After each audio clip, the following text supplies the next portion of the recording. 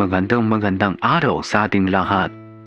Tayo ay muli nagbabalik sa teleseryeng nobela ni Jose Rizal ng kangalan na El Filibusterismo. Sa ngayon ay ipagtutuloy natin ang isang kabanata na ibibigay ko kay Ginoong Eduardo. Magandang araw sa inyong lahat.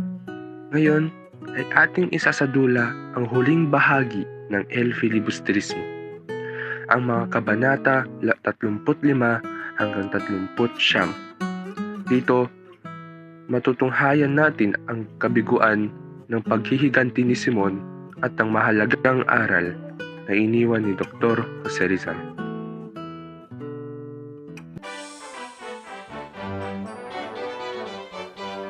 Kabanata 35, ang pista.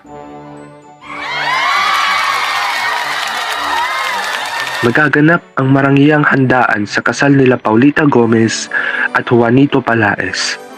Naroon na mga praile, opisyal at mayayamang panauhin. Ngunit, lingid sa kanilang kaalaman, may nakatagong panganib.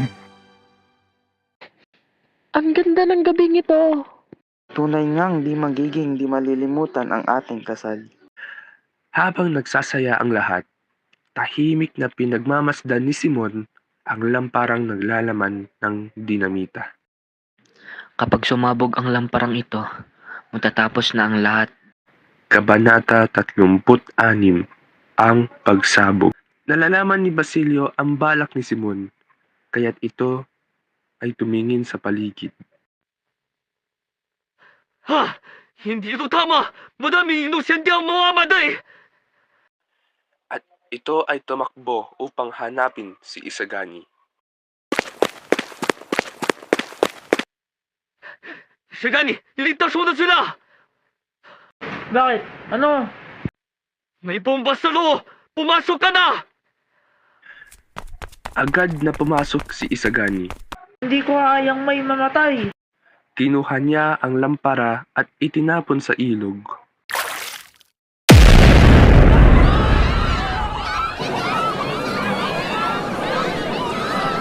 Kabanata 37. Pagkatapos itapon ni Isagani ang lampara sa ilog, ang mga gwardya ay nagsihanapan kung sino ang may kagagawan sa krimeng ito. Hanapin ang may kagagawan nito. Nagkagulo ang buong Maynila, samantala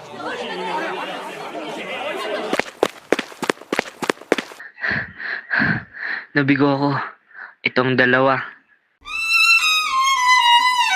Kabanata 38.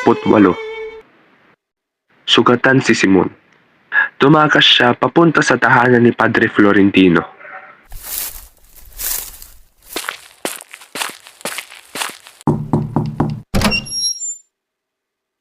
Halika Simon, ano ang nangyari sa iyo?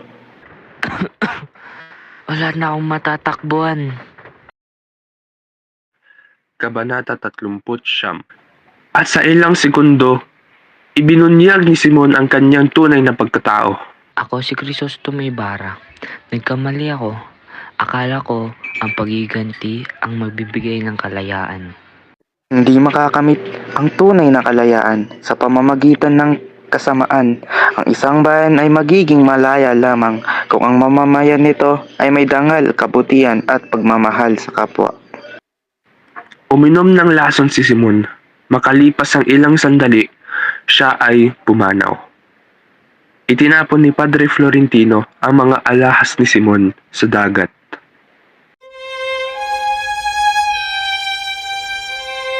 Away hindi na muling magamit ang kayamanang ito sa kasamaan.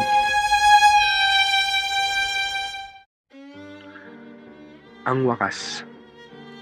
Ipinakita ng El Filibusterismo na ang paghihiganti at karahasan ay hindi tunay na daan tungo sa kalayaan.